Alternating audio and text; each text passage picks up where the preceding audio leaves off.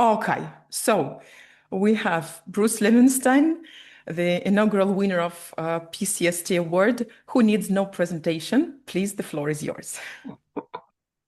Thank you so much. So thank you, Alexandra. And I know she didn't, she just said that she's not young but not old. I know she didn't mean to make me feel old by asking me to reflect on the last number of years, but anyway, I thought I would do this.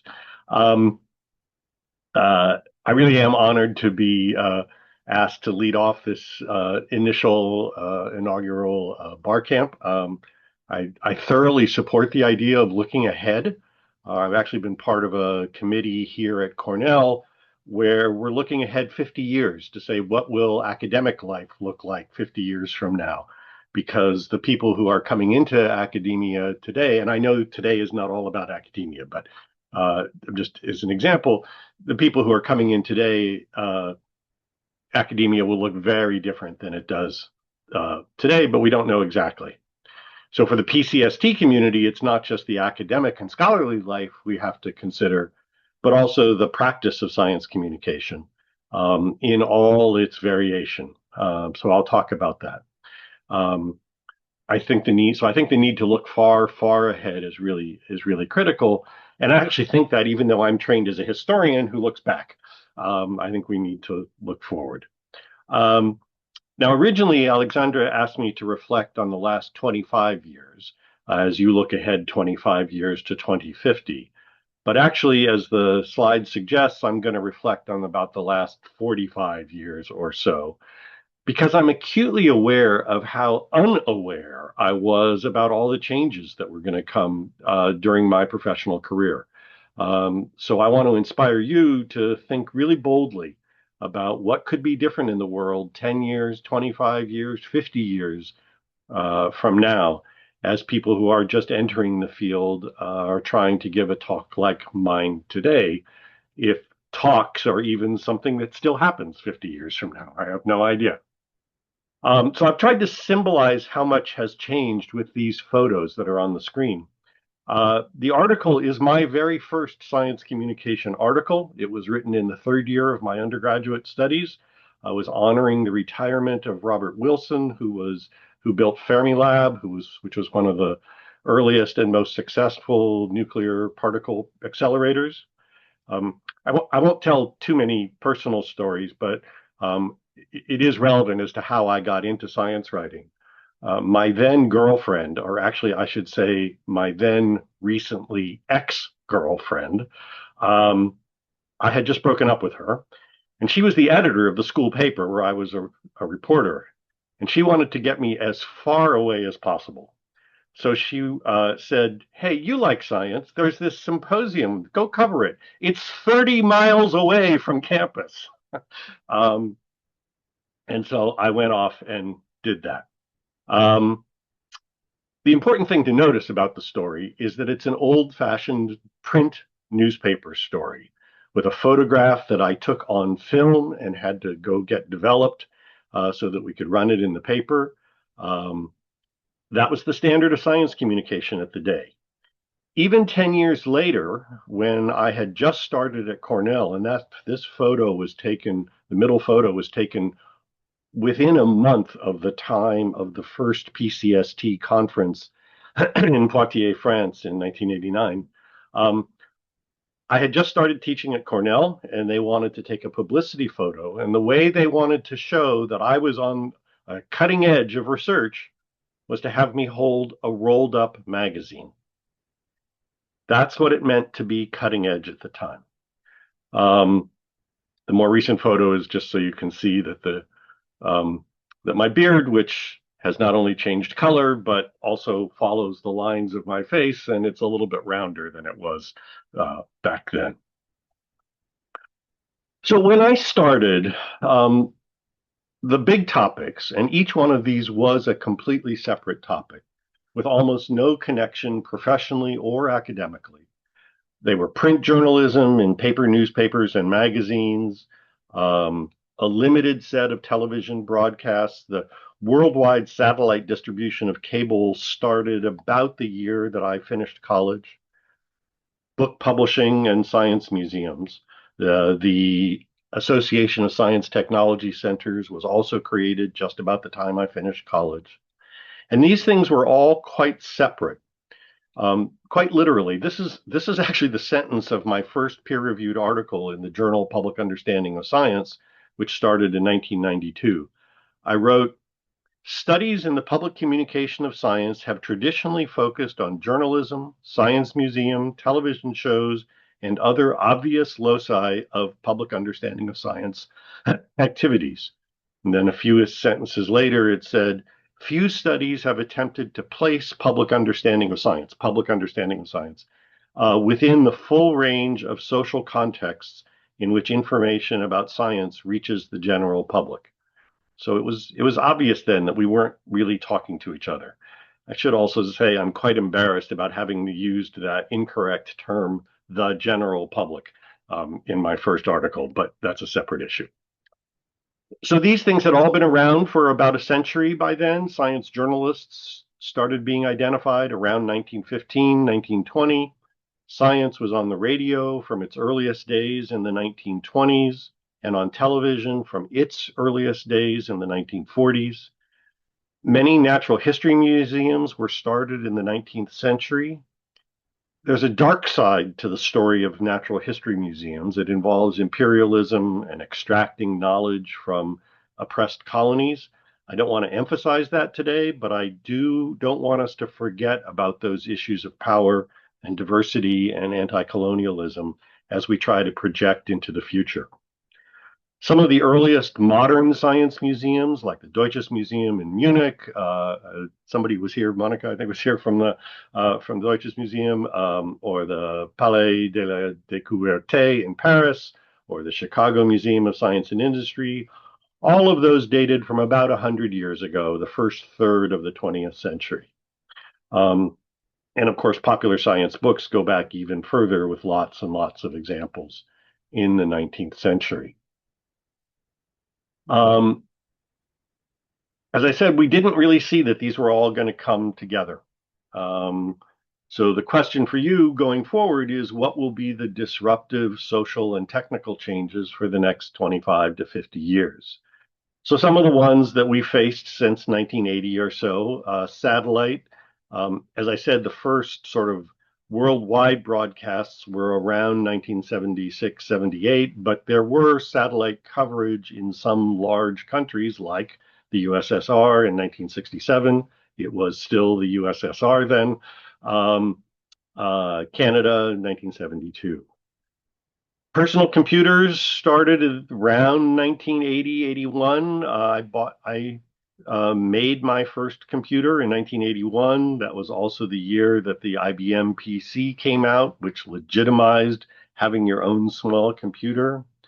CD-ROMs came out. I don't know how many of you have had to deal with CD-ROMs. I actually looked, I wanted to put a science one up, but hold it up in my hand, but I couldn't find one. I've gotten rid of all of them. I do have, let's see if I can get this here. This is the, can't get it to focus right there somewhere. Anyway, this is the book of the PCST conference in Montreal in 1984.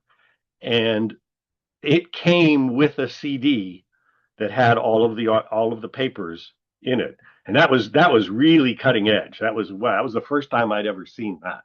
So that was Bernard Sheila in Montreal who did that. And then of course the internet. The internet did not exist for the first 15 years of my professional life. Technically it was started in 1968, but it was really the 1990s when, because it became more commercial and there were different ways of getting access, there was a system called Gopher, which was text-based, that came around in the early 90s. That's the blue screen. And then the first browser was released at the end of 1993, called Mosaic, and almost all current browsers descend from it in one way or another. One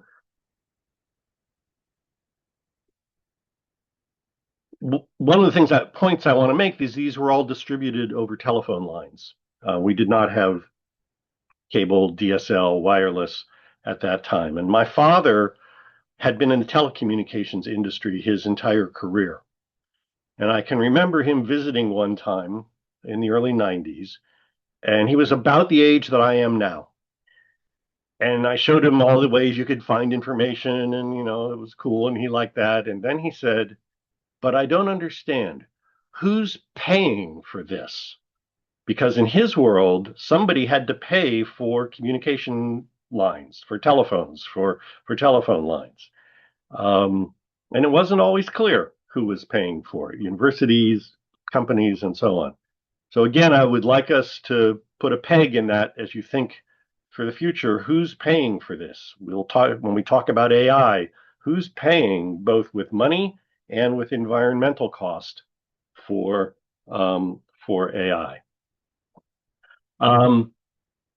Starting around the mid 2000s, we get user generated content. And that raised two questions. Who produces the information? Is it the professionals or is it everybody that gets distributed? And then how is it distributed? Is it by choice or by some kind of algorithm? So it was very exciting in as early as 1995. A scholar named Nicholas Negroponte was talking about the Daily Me. It would be so great that you would have a news item that was targeted just for you and just what you wanted.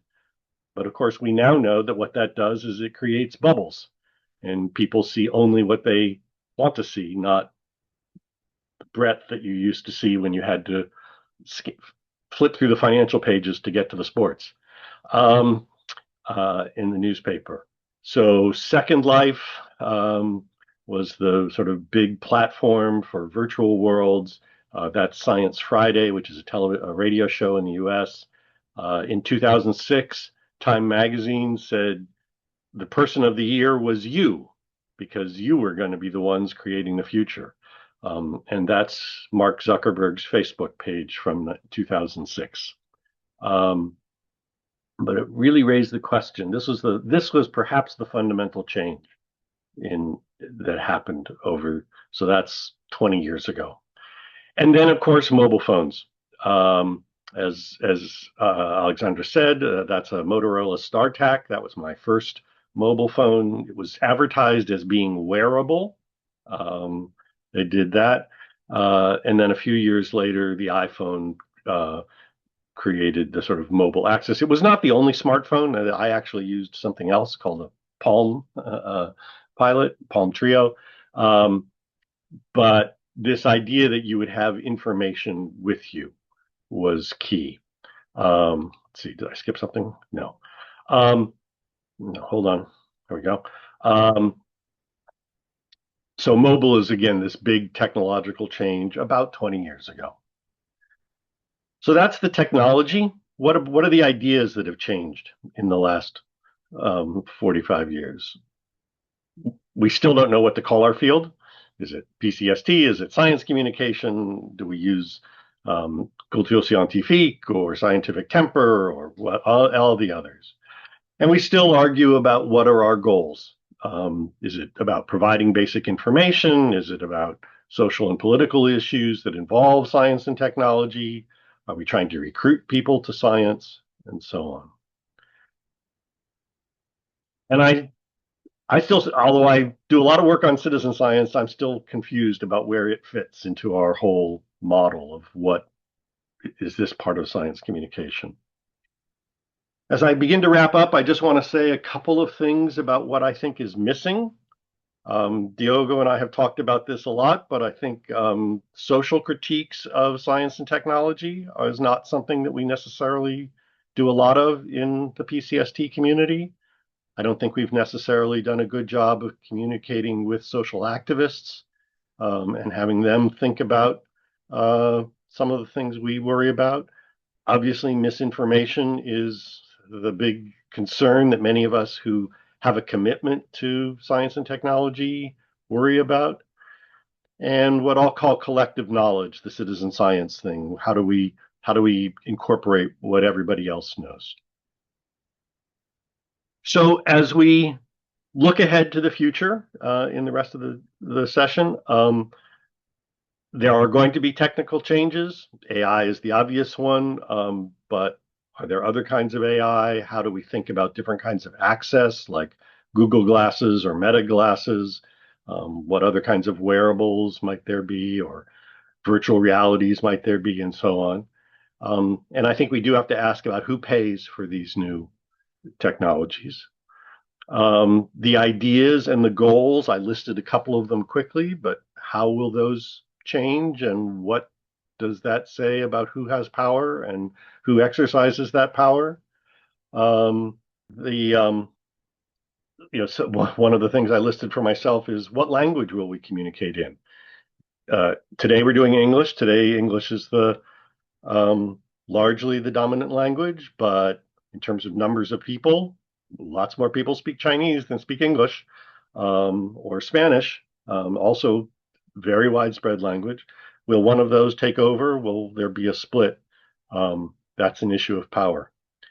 I think we will still have lots of recurring issues that we already have.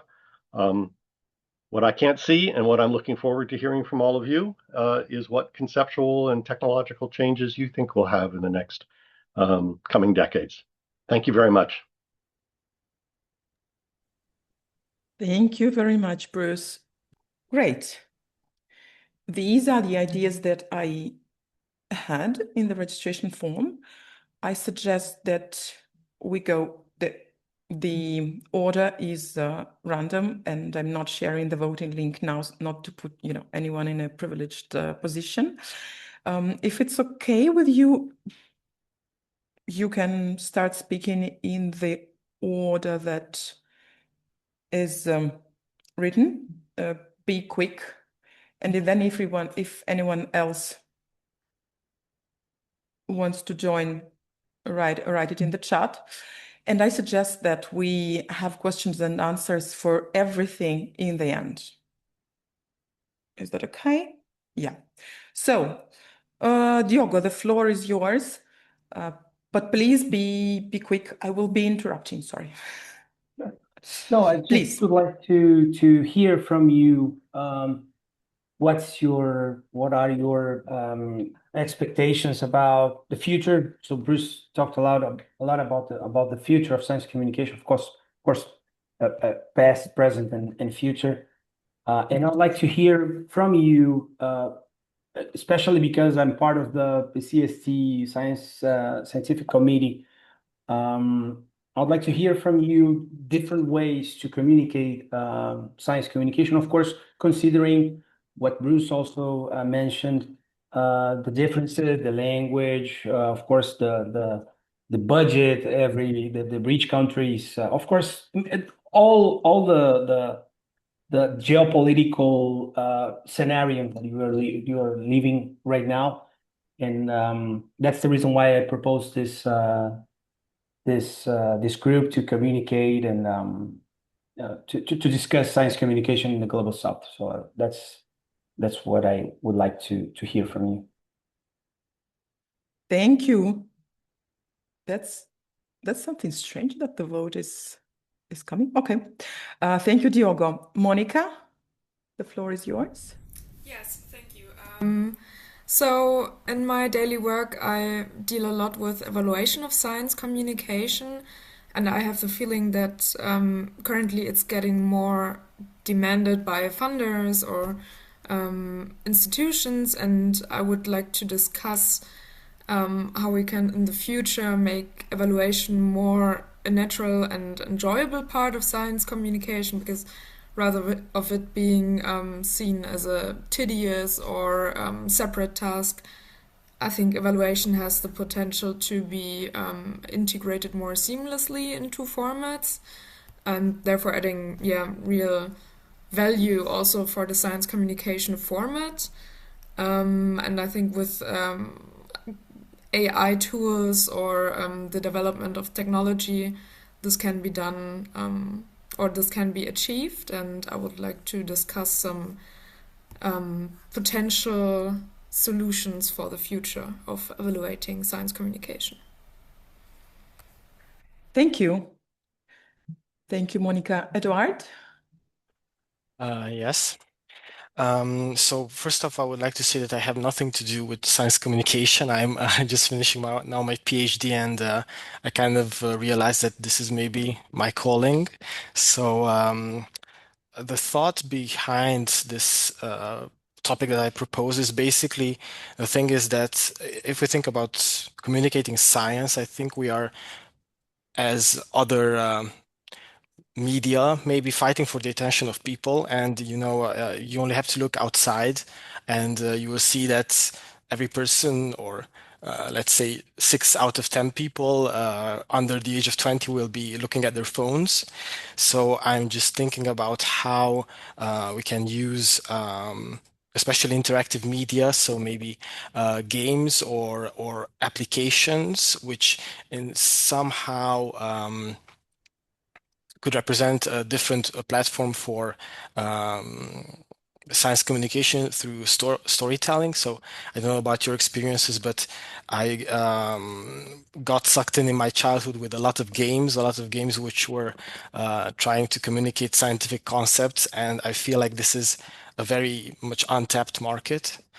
And I would just have a lot of thoughts about how we could do this, and I would be interested in hearing your input. Thank you. Thank you. Stacy? Hi, I added this kind of selfishly, not because I'm an expert in leveraging AI responsibly, but because I'm using AI, I'm struggling with how we can use it responsibly.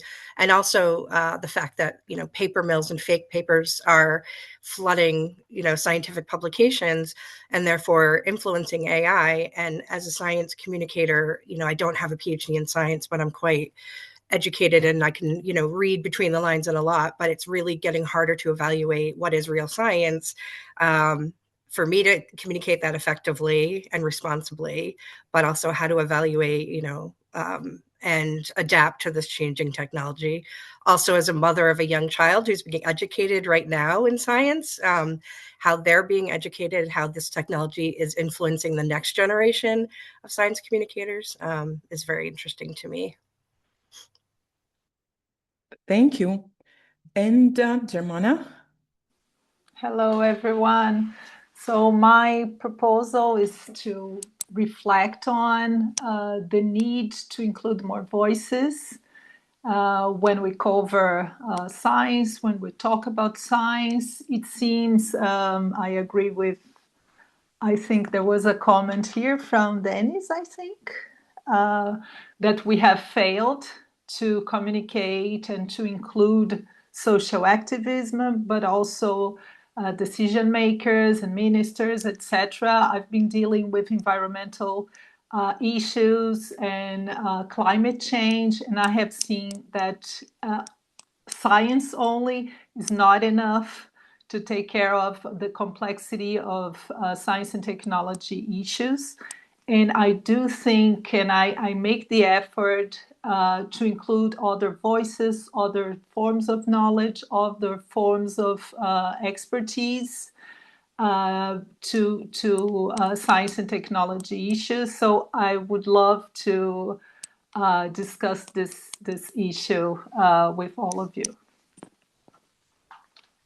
Thank you very much.